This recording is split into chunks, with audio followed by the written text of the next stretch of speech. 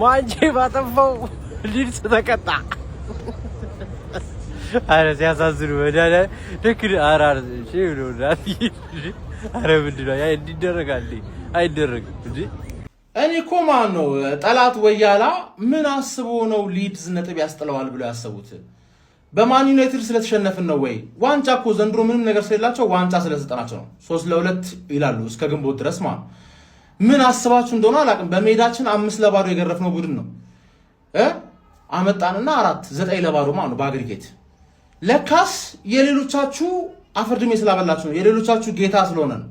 የሌሎች ወያሎች ማለት ነው። የማን ሲቲ አይደለም። ያ ማን ሲቲ ብቻ ከኛ ጋር ይሮጣል። ሌሎቻችሁ ዝም ብላችሁ ቆማችሁ ታስቃብጣላችሁ። አጨብጫቢ ናችሁ። ሌሎቻችሁ አጨብጫቢ ለማን ሲቲ ማለት ገባ። ለሚዜ ታጨበጭባል። ትክክለኛ የዘበኛ ባህሪ ሰርጉ ላይ ራሱ አልጠራ የዘበኛ ባህሪ ነሽ። ገባሽ አይደል?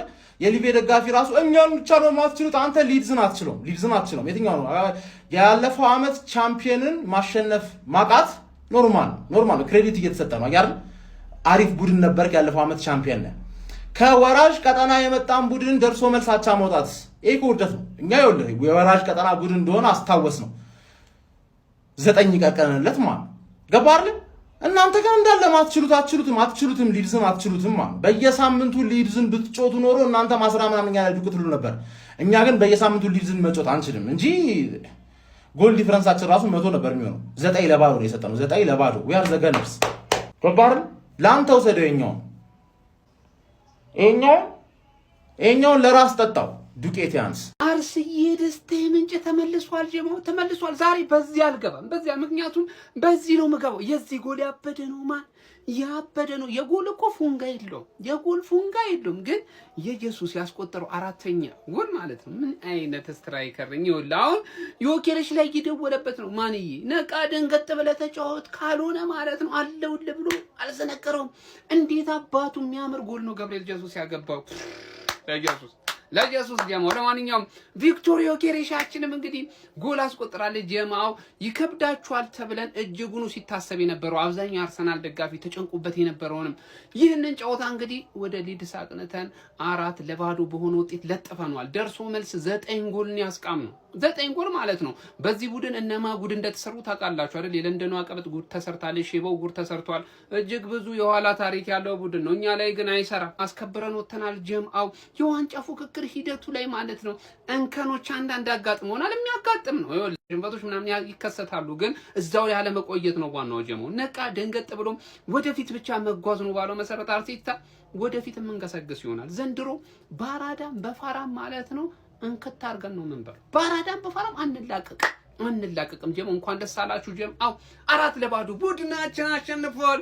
ከማን ጋነርስ ከማን መድፈኞቹ አርሰናሎች ከ3 ተከታታይ የእንግሊዝ ፕሪሚየር ሊግ ጨዋታ ነጥብ መጣል በኋላ በድጋሚ ወደ ድል በመመለስ 3 ነጥብ በማስመዝገብ በፕሪሚየር ሊግ ያላቸው መሪነት ወደ 7 ነጥብ ከፍ በማድረግ በ53 ነጥብ አንደኛ ደረጃነታቸውን አጠናክረዋል። ይህንን ጨዋታ በደንብ ዲቴል የመመልከት እድሉ አልነበረኝም፣ ምክንያቱም ሰርግ ላይ ነበርኩ። በጣም ከባድ ሰርግ ላይ ማለት ብዙ ሰርፕራይዞች የነበሩት ሰርግ ላይ በኋላ ምን አይነት ሰርግ ላይ እንደነበርኩ አካፍላችኋለሁ። ግን ጨዋታውን ከላይ ለመመልከት ጥረት ባረኩት መሰረት መድፈኞቹ አርሰናሎች በጣም የተሻለ ፐርፎርማንስ ነበራቸው እንደ ውጤቱ ማለት ነው። የሚገርም ፐርፎርማንስ በቃ አርሰናል ደጋፊዎች በፕሪሚየር ሊግ ላይ የሚፈልጉትን አይነት ፐርፎርማንስ ማለት ነው። የመጀመሪያው አጋማሽ ላይ ከሊድስ ዩናይትድ ጋር አርሰናሎች ጎል ለማግኘት ተቸግረው ነበረ። ነገር ግን እንደተለመደው ጎል ለማግኘት ሲቸገሩ የችግር ጊዜ ደራሽ የሚሆንላቸው ሴት ፒስ እንግዲህ መድፈኞቹን በዙቢሜንዲ አማካኝነት 27ኛው ደቂቃ ላይ ቀዳይ ማድረግ ችሎ ነበረ። በድጋሚ ከሌላ ተሻጋሪ ኳስ እንግዲህ በዳርሎ ራሱ መረብ ላይ ባስቆጠረው ጎል አማካኝነት መድፈኞቹ አርሰናሎች የመጀመሪያው አጋማሽ 2-0 በመምራት ነበር ማጠናቀቅ የቻሉት። ከሰከንድ ሃፍ በኋላም እንግዲህ በቪክተር ዮኬሬሽ እና ጋብሪኤል ጄሱስ አማካኝነት ተጨማሪ 2 ጎሎችን አስቆጥረው 4-0 ጨዋታውን ማሸነፍ ችለዋል ማለት ነው። በዚህም እንግዲህ ነገ ማንቸስተር ሲቲ የአርሰናል ቀጥተኛ ዋንጫ ተፎካካሪ ይሆናል ተብሎ የሚጠበቀው ቡድን ከቶተንሃም ሆትስፐር ጋር ከሜዳ ውጪ የሚጋጠም ይሆናል ማለት ነው። ቶተንሃም ጥሩ ፎርም ላይ ባይሆንም ነገር ግን ማንቸስተር ሲቲን ከሚፈትኑ ቡድኖች መካከል አንዱ እንደሆነ ይታወቃል። ለዛ ጨዋታም እንግዲህ ጫና ሲቲ ላይ ማሳደር እንደቻሉ ተመልክተናል። ሊድስንም እንግዲህ ኤላንድ ሮድ ላይ በመጓዝ በ24ኛ ሳምንት ፕሪሚየር ሊግ መርሃ ግብር 4-0 ከድንቅ ፐርፎርማንስ ጋር መርታት ችሏል። በዚህ ጨዋታ ላይ እንደነ ማዱኬ፣ ኦዴጋርድ፣ ማርቲኔሊ የመሳሰሉት ተጫዋቾችም አሲስት ማድረግ ችለው ነበረ። ለማንኛውም እናንተ ስለዚህ ጨዋታ ምን ትላላችሁ? ሀሳባችሁን ኮሜንት ሴክሽን ላይ አካፍሉኝ። የፕላስ ምልክቱን መጫን እንዳትረሱ። እንግዲህ ሰዎች ያው አርሰናል ዛሬ ክሶናል። ዛሬ 4-0 ሊድስን አሸንፏል። ያው ውጪ ስላልሆነ ይሄን ቪዲዮ ድምጹ ማሪፍ ያለው ብቻ ዞሮ ደስ ስላለኝ ነው ይሄን ቪዲዮ መሰራላችሁ። እንግዲህ አርሰናል 4-0 ሊድስን ከሜዳ ውጪ ተጉዞ ማሸነፍ ችሏል። ጎሎቹን ማስቆጠር የቻሉት ዙበመንዲ ራሳቸው ላይ አንደኛውን ጎል ከዛ ዮኬሬስና ጋብሪኤል ጄሱስ ናቸው። እንግዲህ አርሰናል ደጋፊዎች በሙሉ እንኳን ደስ አላችሁ። አርሰናል በኤላንድ ሮድ የጎል ዝናብ ሲያዘንብ አምሽቷል። ሚኬል አርቴታ ለማንቸስተር ዩናይትዱ ጨዋታ ምላሽ ከተጫዋቾቻቸው በአግባቡ አግኝተዋል። በ11 ተከታታይ ጨዋታ አንድ ሽንፈት ያስተናገረውና ባለፉት 5 ተከታታይ ጨዋታዎች በሜዳው ያልተሸነፈው ሊድስ ዩናይትድ ጎል ሲዘንብበት አምሽቷል። መድፉም ፒኮኳን ሲገነጣጥላት ያመሸበት ጨዋታ ሆኗል።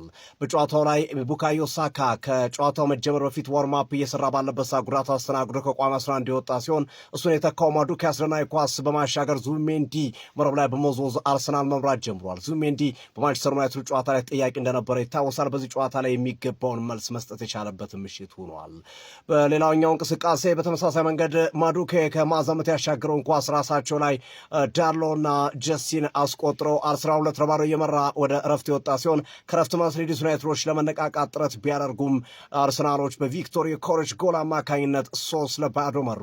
ተቀይሮ የገባው ጋብሪኤል ጄሱስ ደግሞ ቪክቶር ዮኬሬሽን ተክቶ የገባው ተጫዋች አስደናቂ እንቅስቃሴ አድርጎ ኳስና መረብ በማገናኘት አርሰናል ከኤላንድ ሮድ 4 ጎሎች ንጹህ 3 ነጥብ ንጹህ 4 ጎል ይዞ የተመለሰበት ሆኗል።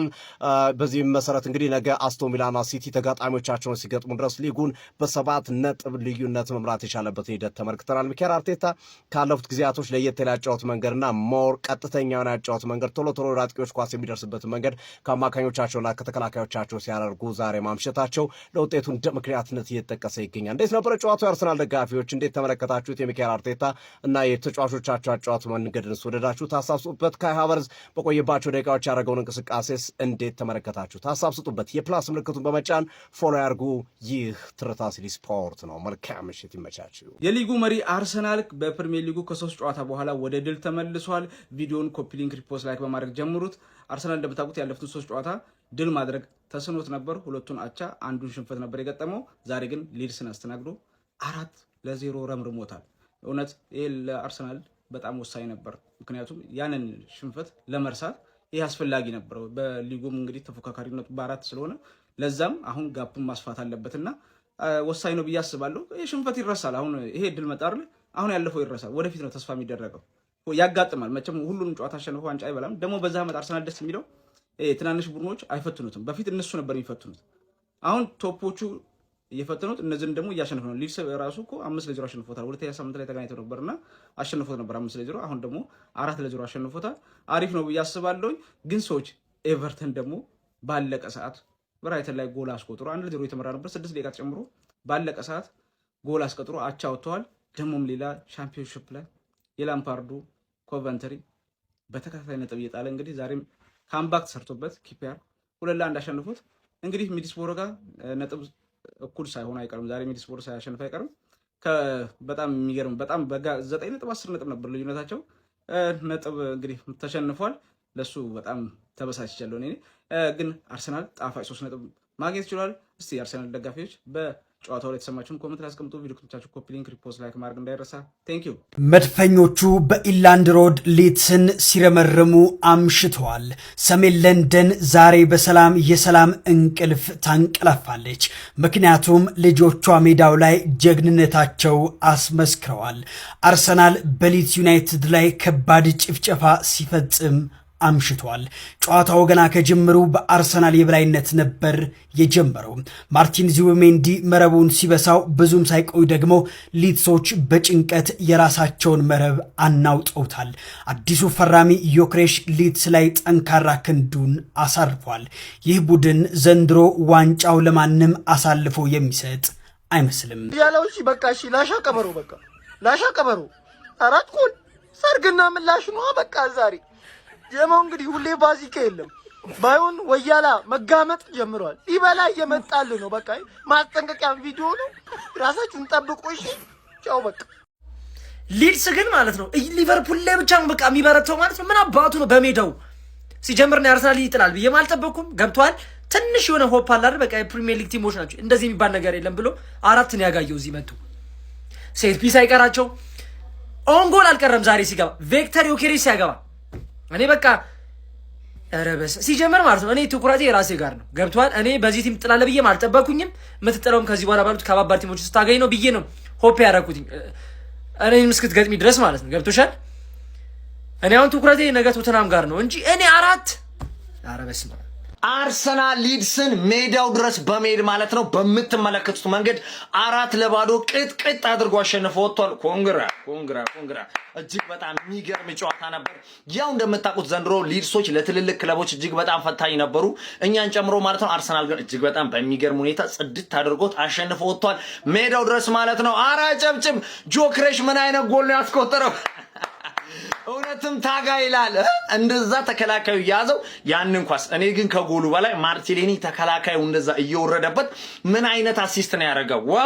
ዋው እጅግ በጣም ያምር ነበር አሲስቱ ማለት ነው። ዙቤሜንዲ ምን አይነት ሄዲንግ ነው በእናታችሁ እሱ ራሱ ያስቆጠረው። አረ በስመ አብ። ማዱኬ እኮ እጅግ በጣም የምትገርም ተጫዋች ናት። መጨረሻ ላይ ፊኒሺንጓ ነው እንጂ አንዳንድ ቀን ድሪብሉ ኳስ አገፋፉ እንዴት አባቱ እንደሚያምር ዛሬ እጅግ በጣም ልዩ ነበር። ከአቨርተም ከጉዳት ከተመለሰ በኋላ እጅግ በጣም የሚገርም እንቅስቃሴ ነበር ያደረገው። እንዲሁም ኦዲጋርድ እጅግ በጣም የሚገርም እንቅስቃሴ ነበር። እጅግ በጣም የሚገርም አሲስት ነበር ያደረገለት። ገብርኤል ጄሰስም ተቀይሮ ገብቶ እጅግ በጣም የሚያምር ጎል ነበር እንግዲህ ማስቆጠር የቻለው ይሄ አጥቂ ራሱ። አረ በስመ አብ።